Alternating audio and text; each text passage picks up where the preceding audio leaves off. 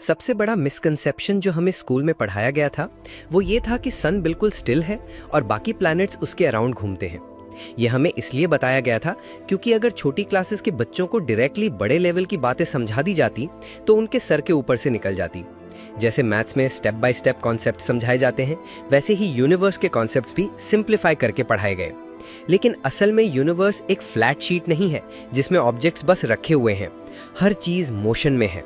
अर्थ अपने एक्सिस पर स्पिन करती है 1670 किलोमीटर पर आवर की स्पीड से और साथ ही सन के अराउंड रिवॉल्व करती है 1,07,000 किलोमीटर पर आवर की स्पीड से। और यही नहीं, हमारा सन भी 70,000 किलोमीटर पर आवर की स्पीड से मूव कर रही है। और सिर्फ अर्थ ही नहीं, पूरा सोलर सिस्टम सन के साथ मूव कर रहा है। लेकिन इंटरेस्टिंग बात यह है कि हमारा पूरा सोलर सिस्टम भी स्पेस में ट्रैवल कर रहा है और सन खुद अपने गैलेक्टिक प्लेन में मूव कर रहा है। मिल्की वे के सेंटर में एक सुपर मैसिव ब्लैक होल है जिसकी ग्रेविटी के चक्कर में हमारा सोलर सिस्टम रिवॉल्व कर रहा है। एक ऑर्बिट कंप्लीट करने में लगते हैं लगभग 230 मिलियन ईयर्स। यानी जिस पॉइंट से हम अभी ट्रैवल कर रहे हैं वही पॉइंट 230 मिलियन साल पहले डायनासोर्स भी क्रॉस कर चुके थे।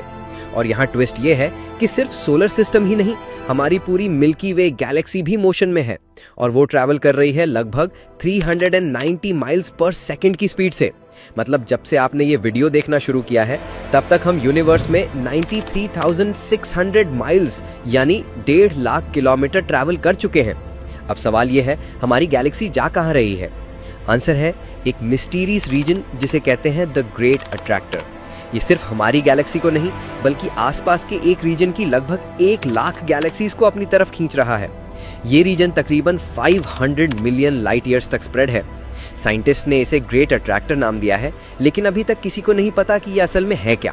हमारे most powerful telescope James Webb telescope भी इसे डायरेक्टली ऑब्जर्व नहीं कर पाते क्योंकि इंटरस्टेलर डस्ट और कॉस्मिक क्लाउड्स हमारा व्यू ब्लॉक कर देते हैं।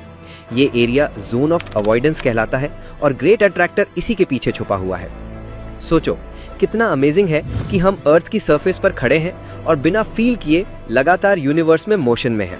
हर इंसान अपनी लाइफ में जितना डिस्टेंस कवर करता है वही उसकी एक पर्सनल कॉस्मिक जर्नी होती है। और जब बात आती है यूनिवर्स के ओरिजिन की तो सबसे ज्यादा डिस्कशन होता है बिग बैंग थ्योरी पर। बहुत लोग गलत समझते हैं कि बिग बैंग क्रिएटर यानी गॉड की एग्जिस्टेंस को डिनाई करता है, लेकिन असल में बिग बैंग सिर्फ ये एक्सप्लेन करता है कि यूनिवर्स एक स्पेसिफिक प्रोसेस से एग्जिस्टेंस में आया।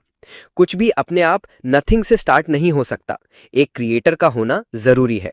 इसका मतलब बिग बैंग गॉड को डिनाई नहीं करता बल्कि ये बताता है कि यूनिवर्स एक प्लान्ड प्रोसेस के थ्रू बना।